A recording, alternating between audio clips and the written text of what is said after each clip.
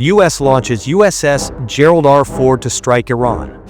In a stunning display of American military might, the nuclear-powered supercarrier USS Gerald R. Ford, CVN-78, and its carrier strike group have crossed the Strait of Gibraltar and entered the Mediterranean Sea, dramatically expanding U.S. naval presence amid escalating tensions with Iran and the Middle East.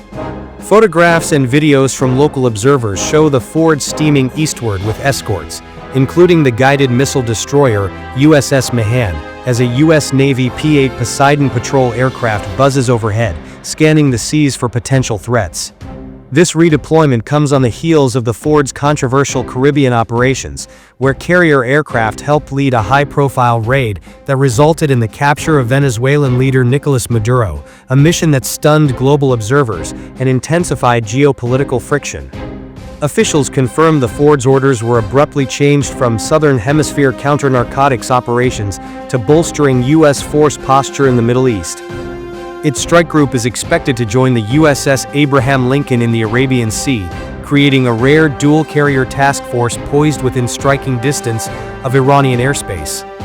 U.S. defense planners described the move as part of the largest American naval buildup since the Iraq War era, featuring not just carriers but advanced fighters, surveillance aircraft, aerial refueling tankers, and missile defense platforms arrayed across Europe, the Mediterranean, and the Persian Gulf.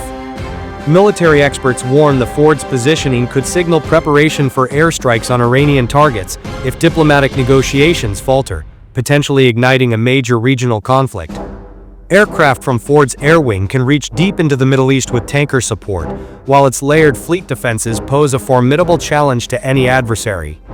Iran has already reacted forcefully, issuing threats and holding naval drills near the Strait of Hormuz, a critical choke point for global oil exports, in what analysts say is both a warning and a test of U.S. resolve.